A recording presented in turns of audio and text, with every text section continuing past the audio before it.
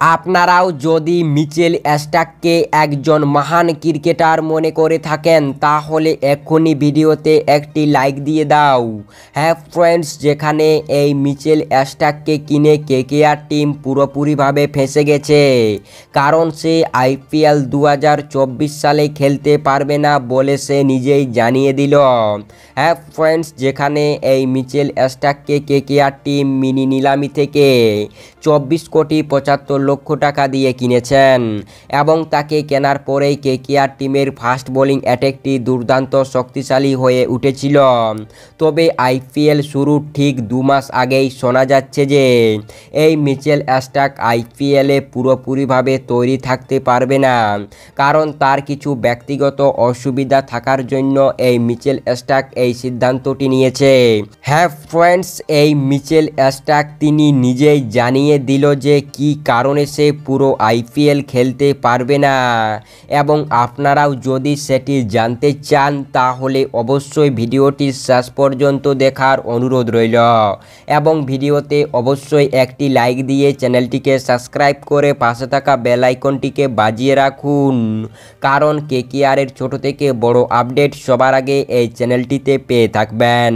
হ্যাঁ friends, mini নিলামি থেকে এই মিচেল স্টার্ককে কেনার পরে কেকেআর টিমের সবথেকে বড় সমস্যাটি দূর হয়েছিল। তবে আইপিএল শুরুর আগেই আবারও ফেঁসে গেল কেকেআর টিম, যেখানে মিচেল স্টার্ক আইপিএলের কিছু ম্যাচ খেলতে পারবে না এবং এই মিচেল স্টার্ক সেটি নিজেই জানিয়ে দিল। হ্যাঁ ফ্রেন্ডস, কী কারণে এই মিচেল স্টার্ক খেলতে পারবে না আইপিএলের কিছু ম্যাচ, চলো সেটি দেখে নেওয়া যাক এবং তিনি কি জানিয়েছে। হ্যাঁ ফ্রেন্ডস, যেখানে মিচেল স্টার্ক জানিয়েছে যে আমি অসংখ্য ধন্যবাদ দিতে চাই কেকেআরের টিম ম্যানেজমেন্টদের, যে তারা আমার উপরে ভরসা দেখিয়েছে এবং তারা কোটি টাকা খরচ করেছে, এবং আমি এটা চেষ্টা করব যে তাড়াতাড়ি আইপিএলে যোগ দেওয়ার জন্য।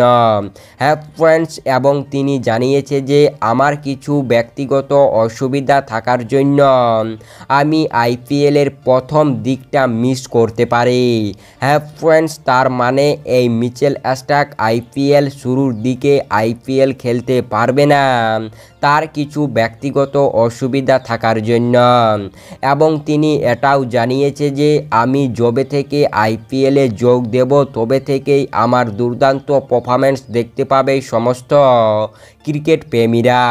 হ্যাঁ ফ্রেন্ডস, এই বক্তব্যটি দিয়েছেন মিচেল স্টার্ক, যেখানে এই মিচেল স্টার্ক যদি প্রথম দিকে কিছু ম্যাচ মিস করে তাহলে তার জায়গায় গাস আটকিনসন খেলতে পারে কেকেআর টিম হয়ে আইপিএল 2024 সালের জন্য।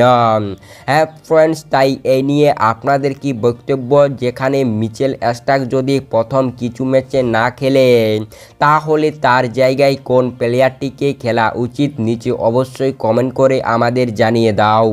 তাই আপনাদের সম্পূর্ণ ভিডিওটি দেখার জন্য অসংখ্য ধন্যবাদ।